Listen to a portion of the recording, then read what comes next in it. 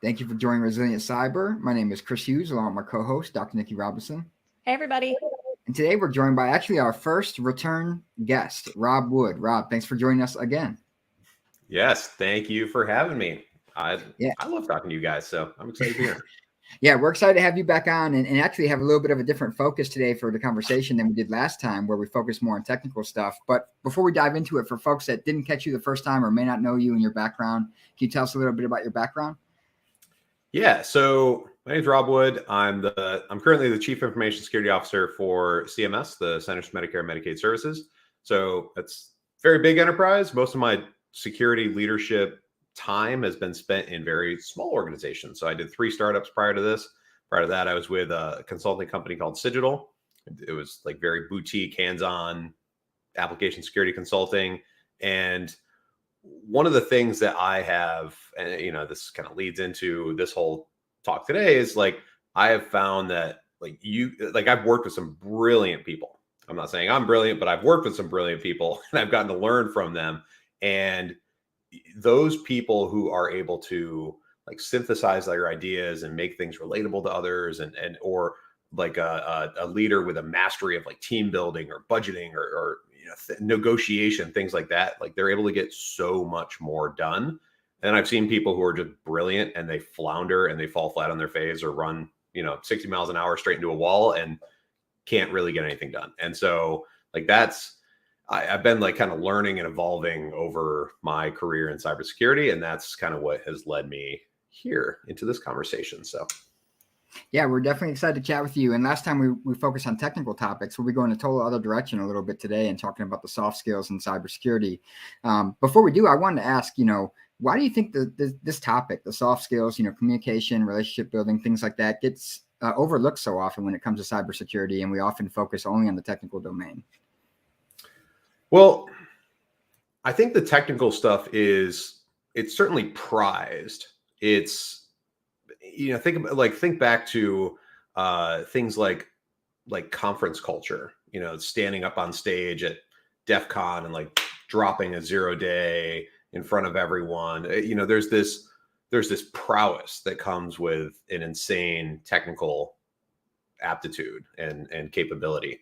And like that stuff is really like people who can do amazing technical things are really like, it's really impressive. When you see somebody just like grab onto something and just just rip it to shreds, or they can decompose a piece of software in their heads like really easily, or just, think about these like insanely creative attack vectors, or look at log files and just like get right to the point. Like that stuff is really, it's prized, it's celebrated. And so therefore it's kind of reinforced through training, through hiring, through promotion, through all of this stuff. So it's sort of like this self-fulfilling prophecy of like, that is what has become kind of the focus of cybersecurity. And there's this counterbalance voice that's been emerging recently, thankfully, around cybersecurity being an enabler, supporting business, yada, yada, yada. But we don't really ever talk about what in the world that means to people, or kind of put it into practice or anything like that. And really that sort of messaging is very much focused on like the CISO persona. It's not really focused on all the other, like pen testers can still, crap post about all the people who, wrote bad code and all of that. Incident responders can still, get frustrated with everyone who like clicked on a phishing link, or, whatever it is. Like there's still that there's a disconnect there in our industry. So I think it's really like this institutionalized sort of momentum that's it's almost like our own industry inertia that's emerged and been reinforced over time. Yeah, I think you point out a couple things that are super valid. One is like it's more tangible to see the technical skills sometimes. You can look at resumes and see credentials and certifications and education and so on. It's kind of hard to screen on paper for the soft skills, for example, when you're hiring until you get a chance to speak to someone. And of course, the technical side is compelling and exciting, as you said. I wanted to ask you also, a lot of people sometimes come into this field because maybe they're more introverted. They prefer working with machines, being in the code. They're not maybe a people person or don't enjoy being around a lot of people all the time. Just like technical skills, for example, it could be intimidating, the idea to start coding for someone. Any advice or recommendations for someone who feels it's intimidating to start trying to build relationships, communicate more, kind of put themselves out there socially? Yeah, I think you just got to do it in some small step. In the same way that you'd kind of break down a technical skill. You're not going to get a PhD in one day or overnight. I hope not. You're not going to, you're not going to achieve some insane milestone of learning or prowess or mastery over something in a really short amount of time. So you have to kind of decompose it and just like take one small step and just like start somewhere.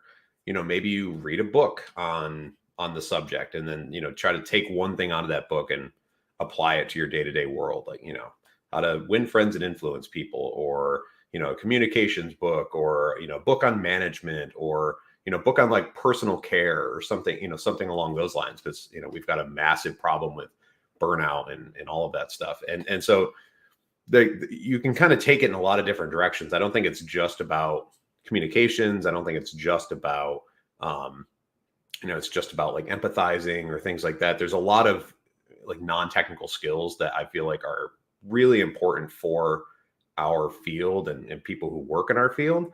And just pick up any one of those things and like start small. And if you do something in a committed way every single day, and make a discipline out of it, make a habit out of it, you look back after 90 days and you're like, oh wow, like I actually like people, they're not so bad, or I can get along with this other person, or I can kind of walk a mile in their shoes, or I can see where they're coming from, or I can balance a budget, or whatever the case is. Like I can step away from work with a boundary. What a novel concept. And just kind of pick something and just start stepping forward in a small way. I think that's great advice. And I wanted to touch back on something you mentioned initially, because you were talking about, resources and references and things that are out there for practitioners. And that was one of the things that I struggled with when I was doing research, is trying to find good soft skills, resources, references, books, podcasts, anything like that to sort of help talk about those soft skills. And I love the references section, the resources section that you have on your website, because you talk about some books and newsletters and different media that's available for people. So can you talk a little bit about, sort of why you put that there, what you're hoping to do with it in the future? Yeah, well, so there's two things on the site that I'm particularly excited about. So one is this like skills framework section, where we're breaking down different soft skills or non-technical skills. Right now it's things that are like externally focused, like focused on other people, and then internally focused. We're planning right now, so we have a bunch of stuff in draft mode focused on like those in leadership roles. So that's where like your portfolio management, your budgeting, your negotiation, your team building, coaching, management, stuff like that is going to come into play. And that's a little more focused, but also very applicable. And so what we're trying to do through that is give people a narrative for how these sort of skills map to their day-to-day world. If you're a pen tester, if you're a SOC analyst, if you're in management, if you're a security engineer, whatever, if you're a sales engineer who happens to be working in security, people like to rag on salespeople all the time, but I've learned a lot of stuff from, some of my best friends are in sales. My wife I met her when she was in sales. And so, maybe I'm biased, but there's a place for all of these sort of skills, no matter what you're doing in the field. And so that's one thing that we have on the site. And then the learning section. So that's like what we're hoping to do there is just continue to put out a diverse set of resources that gives people other places to look. In the same way that most of our training and all of that is self-reinforcing on the technical front, it's I don't really hear that often in hallway chatter, LinkedIn chatter, that sort of thing, or like conference talks, people referring to books or talks or newsletters or what have you that are outside of our discipline. You kind of get in the same way that like political stuff, like mindsets get reinforced, like you end up in this echo chamber. And that absolutely happens in our discipline as well. You get in a like a self-reinforcing echo chamber of, I'm kind of learning this thing and I'm learning it really deeply and I don't really look outside. But I think there's real power in just diversifying your sources of learning, because one of the first things that we reference in that list is this book, Think Again by Adam Grant. And one of the key things that like I loved in that book was like the core tenets of his message was like some of the most effective thinkers in his experience, doing his work and his professional experience, is that some of the most effective thinkers, they take a mental model, they develop and they take these mental models from all these different experiences and things that they've learned, and they're able to just start connecting them. And then when they connect them, that forms a new mental model. And then they're able to then take that mental model and apply it to other situations. And so you're able to just start stepping into problems much more effectively and quickly. And that, that's one of many sort of things that he touches on in that book. But, I'm just a big fan of diversified learning sources. And so like that part of the site, that's what we're really leaning in on there. Yeah, I couldn't agree more. It was one of the reasons when I started looking into human factors, I was like, oh, this is bigger than design and UX. This is psychology and engineering, and how do we build things efficiently for people? And so I couldn't agree more, reaching out and checking out different domains, different references and resources to help make you sort of well-rounded. Now, this might be sort of a silly question, but I think it's really important when it comes to terminology and sort of what do we understand as soft skills. Can you explain what soft skills means to you? Because, you sort of touched on it a little bit, but it's not just empathy. It's not just emotional intelligence. There's a lot more to soft skills. And so if you could give me sort of your definition, your flair for soft skills. Yeah. So we're taking the tack that it is all of the non-technical skills that go into making you a well-rounded and effective and impactful security person. Again, whether you're in sales, engineering, testing, like incident response or leadership or what have you. So all think yin and yang. And, this is the yin, all the technical stuff is your yang. And, you're not going to get all the way there with just one. You can't just be out talking to people, but not know anything about what you're talking about. And at the same time, you can't know everything about what you're talking about and not be able to talk to people. And you're not going to be able to kind of get to where you want to go. And so all the non-technical stuff, I recognize that soft skills is typically referred to very like people-oriented things and all of that. Honestly, at the end of the day, we needed some kind of like catchy name to kind of bring it all together. So that was the feeder for the soft side of cyber, naming and branding and all of that. But our focus is really on all of that like non-technical stuff that goes into these roles. So hence thinking about other like sort of logistical like skills, like for example, team building, and why that is important to particular roles in the field. Yeah, I love that. I think we talked about this a little bit before, but working with the sort of balance of soft skills and technical skills, having those soft skills, being able to talk to people, being able to understand sort of what someone is saying to me and trying to relate information back, understanding lots of different people's roles, what they might be working on, how their work is going.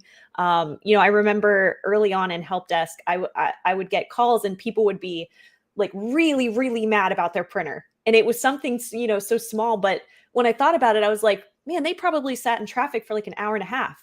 Maybe they haven't had coffee yet. Maybe they just had a bad morning. Like maybe they're just frustrated and the printer was like the last straw. So that sort of empathy and understanding and not taking it personally, being like, oh, you're probably having a rough morning. I'll come fix your printer. That does really suck. Yeah, it does. It's like the straw that broke the camel's back. You're like, I can't print anything. Totally. I'm done. But so where do you feel like that balance of technical and soft skills sort of plays? Because, you can't, to your point, you can't just be able to talk to people, but not have any sort of technical backing for it. But you can't be so technical that you can't explain it to business leaders or maybe other practitioners or developers. So where do you think that balance lies? I think, it's a really good question. I think just about everything that we do you have to have some amount of both things in it. I mean, whether you're, so like I used to do a lot of penetration testing, and part of your job as a penetration tester is you're doing reconnaissance, you're finding vulnerabilities, you're exploiting stuff, you're pivoting, you're trying to like move your way through an environment to get whatever you're trying to get, domain admin, particular files, functionality, whatever it is you're trying to do. But you can't just do that. Your job is then balanced by communicating all of that and packaging it up in a report that's easy to understand for the people who are going to read it, and ultimately have to then take it and fix the stuff that you found. And then you have to, you're not just communicating to that crowd, you're also communicating in form, maybe an executive summary or a readout or something like that to the buyer, the CISO, the manager, the product owner, whoever it is, the more senior leader in that group, on what the risk to their organization or their product or their environment is, so that they can, they have this kind of narrative, they can internalize this narrative and then take that and, build upon it with their own peers. And so, I mean, the way I think about that is like just about everything that we do, I believe you have to approach it with this yin and yang, like balanced approach. So like everything should have a measure of non-technical, like you're bringing the non-technical stuff to the table and you're bringing the technical skills to the table. I mean, in consulting, and when I was at startups, I would, inevitably get on a lot of like sales calls and things like that, and like help people just sell stuff, services, products, etc.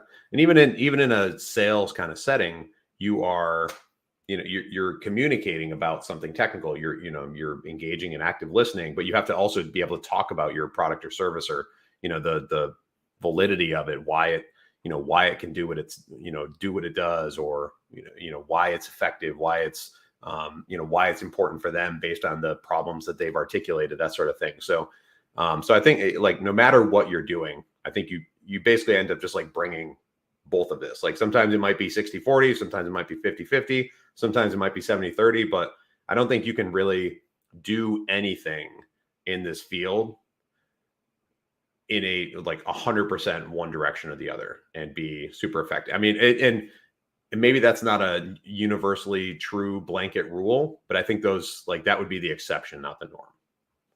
Yeah, I had a question as you're saying this, and maybe it's just me and it may sound peculiar, but from holding different roles in the past, like security engineering, and you talked about offensive security roles and initial reconnaissance and pivoting and lateral movement and exploitation, and then the defender side, thinking of like understanding TTPs and how to defend against different things. Is there actually a place where maybe we applying that kind of mindset to the organizational construct and social activity? At least for me, I think about who are the key stakeholders, how do they communicate, what makes them tick, what are their interests, and then who do I need to move between to try to get to make this initiative successful, trying to apply those kind of paradigms to like the social construct of the organization as well. Oh yeah. So a few years ago, I gave this talk. It was like red teaming the boardroom or something like that, and it was called something along those lines. I don't remember. It was back when I was on a Prezi kick, and it was a whole thing. So, it was kind of about that sort of concept, like what, like breaking down what are the, what you're trying to get done, what's important to them, the political landscape, and how you can kind of navigate your way through, like bureaucracy hacking, but like through the eyes of like, all right, I'm skilled at somebody who, or at this in this discipline of like kind of moving throughout an organization and creatively leveraging things to my advantage and all of that. And, thinking through that lens about the organization in which I'm trying to get stuff done. Like, I think there's a lot of validity to doing that. I think you have to be careful because you don't want to drift into the place of potentially like manipulating or deceiving people or anything like that. Like that's not okay. And you don't want to be Machiavellian. That's also not okay. But just navigating, like, who are the most effective people to get things done? Who are the players? So you're not kind of spending time on, this is like attacker economic stuff. You're not spending time on places that you're not actually going to get yield. You're not going to move the needle, but sort that out, figure out who the real player is, and then, go right there, get your thing done, and then like pivot on to the next thing. And, it's like sequencing your, your mission, your goal, your objective into, this kind of like navigational pathway through the organization until you get to where you want to go. I think like there's a lot of overlap there, I think. Yeah, I'm glad I'm not the only one that thinks so, because a lot of us are drawn to IT because, we're interested and fascinated by the technical complexity or the complexity to challenge, but humans are actually really complex as well. And so are large organizations made up of a lot of people. And I kind of find it exciting navigating through that and trying to solve those kind of things. It's fascinating. I want to ask you another question. You talked about like the balance between technical skills and soft skills. You actually just published an article recently about unleashing the power of security engineering teams. And you talk about both the technical skill sets involved there as well as the social skills. For someone that's been in the career field for some time, how do you balance like your learning and attention in terms of, because you cited, for example, Adam Grant, Sidney Dekker, you talked about Dale Carnegie earlier in the conversation here. How are you balancing that learning along with keeping up with, Kubernetes and cloud and Istio and on like all the technical stuff that we need to try to stay on top of too? Any recommendations how you balance your learning? Yeah, so I try to do like everything that I do. I try to make sure that it sort of supports everything else. So when I do one thing, it sort of like, it's kind of like the rising tide raises all ships. Like I try to situate all of the things that I need to do and that I want to do, that I'm working on, et cetera, all in that way. So when I contribute to one thing, all the other things are benefited in some way, shape, or form. And so I don't think people can necessarily do that all the time. And I'm certainly not effective in doing that all the time, but to the maximum extent that I can, like if I'm, let's say, like just bringing up like Kubernetes and containers and cloud and, these like emerging technologies and stuff and soft skills, like I might get some advantage out of like, maybe I'm like, I go do research into those like emerging technical areas or try to deepen my technical understanding about a particular thing, like, relating SBOMs and SaaS, for example, something, I know you and I are quite passionate about. And like in doing that, I'm researching, I'm communicating with other people. I'm maybe even like assembling presentations and like evangelizing stuff internally within my day job. And so I'm developing on these like non-technical skills at the same time that I'm deepening my understanding of something technical. I'm not just like learning it for the sake of learning it and going heads down and, writing a bunch of stuff down and kind of keeping it to myself, but I'm sharing and communicating at the same time that I'm learning. And I mean, me personally, I think very dialogically, like I think as I talk, and, sometimes that comes out in rambling and I engage in these just like long kind of drawn out conversations with people. But that helps me like structure my thoughts. And so, I do the same thing with writing. Like I love to write. And so just honestly, like getting things down on paper and just start writing stuff. And then you kind of edit it and go back and you research more like that. I feel like, I'm building myself I'm building the soft skills that I need to be effective in my role or just as a human in general. Like I'd be lying if I said like me writing love letters to my wife was not benefited from, from like all the time that I spent just like writing and all of that professionally. So like my birthday card game is like on lock. So that's just an added benefit. Oh, absolutely. Absolutely. So, it's all connected. So so to the extent that you're able to like, find ways to kind of connect things. So you're working on two things at once, but you're not doing it as like a chore, like, oh, now I have to like build this presentation. It's going to be a thing. Like, find ways that you're sort of reciprocally like developing things in tandem. And I think like so you're not doing all of this stuff in these like disparate silos, because that's just going to burn you out. You're going to spend 1 million hours a week, like doing stuff, and you're going to hate life. And that's not cool. Yeah, I like the method you're talking about. I do the same thing when I write. It's like very stream of consciousness. I just write and write and write, and then I go back and edit. I call it word vomit because, sometimes it makes sense, sometimes it doesn't. I have to go back and edit it. But that's the best way to get going, right? Is to just get it out, and then you can go back and edit. Well, I wanted to ask you, you did touch on this a little bit at the beginning, but about how soft skills is bigger than empathy, emotional intelligence. You know, I've done a lot of research into mental workloads, unconscious bias. You know, where does that burnout come from, right? It's like all the like alert fatigue, security fatigue, all these things, right? So do you feel like there's potentially more work to be done, whether that's, you know, writing more articles and blogs and providing more content in this space? Because I see quite a bit in academic research, but I don't see a lot on the technical side of things.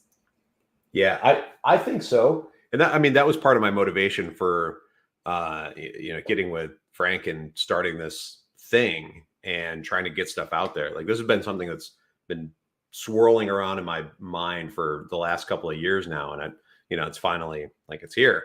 And so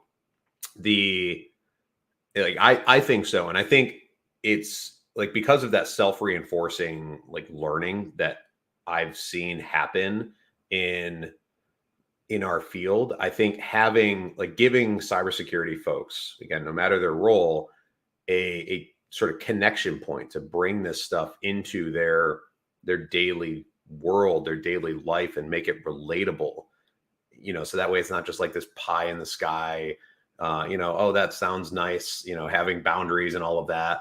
But, you know, I've got alerts to triage, like, you know, I've got real stuff to do. Like, this is important. And so I've got to go, like, nose to the grindstone. But, you know, you kind of, like, lose the forest from the trees when you're so close to stuff. And, you know, like, that's a good example, like, kind of thinking about the burnout, like, you know, recognizing that you might be in one of those situations where you're not prioritizing self-care and boundaries over your life and priority setting, because, you know, if everything's a priority, nothing's a priority, and you're just, like, scrambling around, putting out fires constantly, not actually getting the right things done. Like, I'm a big fan of Peter Drucker, and one of his sort of mantras is, like, when you're effective when you get the right things done, not just get things done. And so, I think we need more of that to make it relatable to people in their roles, so they can kind of see themselves in these skills, and hopefully it clicks and they're like, yeah, like, I do need to work in this area. Like, this is a growth area for me. Let me try something. Let me hopefully invest in this area and get a little bit better. And my hope is that through this whole thing, like, we're working right now on setting this whole thing up as a formal nonprofit to, you know, have, like, a structure around it and whatnot, is that we can hopefully help move the needle even just a little bit for some people, and do a little bit of good to help make some more well-rounded, well-adjusted cybersecurity people, and just make our field a little bit more effective as a whole. And, you know, whether that's, like, raising up the next leaders, helping prevent people from getting into that place where they just hate life and they burn out and they just walk away from the field entirely, or we're curating and building more effective teams that are empathizing with our stakeholders. Like, no matter what it is, like, it's all of those things and more. And so if we can be a voice and a contributor to that, then, like, I feel like we will have done good, and, like, we can sleep easy at night. So yeah, it's awesome. To pull a thread on that a little bit, my last question for you is, we talked about, you know, what you guys are up to so far at soft side of cyber. You know, over the, say, next 6 months, 12 months, what are some other projects, you know, where do you see yourself taking it in the next 6 to 12 months? You know, what are some things people can keep an eye out for? Yeah, so we're going to keep on putting out the, you know, the regular posts and all of that, like, developing out the skills framework and such, getting a little more savvy on video. It's a growth area for me. And we're going to start bringing in guest contributors to diversify the perspective and add in other stories to the site. Something else that we've talked about is, like, establishing some mechanism to have more of, like, a community around the thing, whether it's Slack group or you know, Discord, or, you know, something along those lines, so that way people can begin to share with one another. So other people have voice. It's not just us talking at the security community, because I don't think that's going to be the most effective thing long term. or maybe not even the most effective thing now. And then we also are looking to get into some kind of like podcast sort of situation ourselves. So like we've been exploring the idea of creating these curated contrarian dialogues between experts on a given topic. So take like threat modeling, like having one person represent the technical side of threat modeling, one person represent the people-oriented side of threat modeling. And so we can see issues from a richer perspective and then discuss, kind of explore the topic a little bit and then bring it all together. And so then at the end of it, we walk away, hopefully as a community, with a more well-rounded appreciation for how that particular thing works in totality, and maybe make their own work in that way more effective. So some of the things that we're kicking around, like we've talked about, like micro trainings and stuff like that. We talked about conference talks. We're preparing some to kind of get the message out there a little bit more and raise awareness. But we're sort of feeling our way through on all this stuff. So yeah, that's where we're at. Yeah, that's awesome. Well, I'm excited to see more content, more things coming from you all. So that's going to take us to our last question for you. And the last time I asked you this question, we sort of hit it from a technical perspective. So I'm going to ask you to sort of frame it in the soft skills sort of way. But what does cyber resiliency mean to you? So from a soft skill standpoint, I think it means that you are able to withstand all the craziness that life throws at you and keep on showing up the next day and doing the things and getting better. That like when you get hit, it doesn't totally take you out. Like, for example, I was up till 3 a.m. last night working on a report because there's some crazy things with work, but like, I'm going to have an easy day the rest of today, and I'm going to balance it out and I'm going to relax, and I'm going to, that's not going to take me out. That's not going to, cause some crazy sleep debt that, wipes me out for the next week and makes me miserable. Like I'm going to invest in me a little bit. I'm going to have another cup of coffee. I'm going to open some wine later. I'm going to have a good time. And that's going to be great. And, but I'll wait for after the workday. But I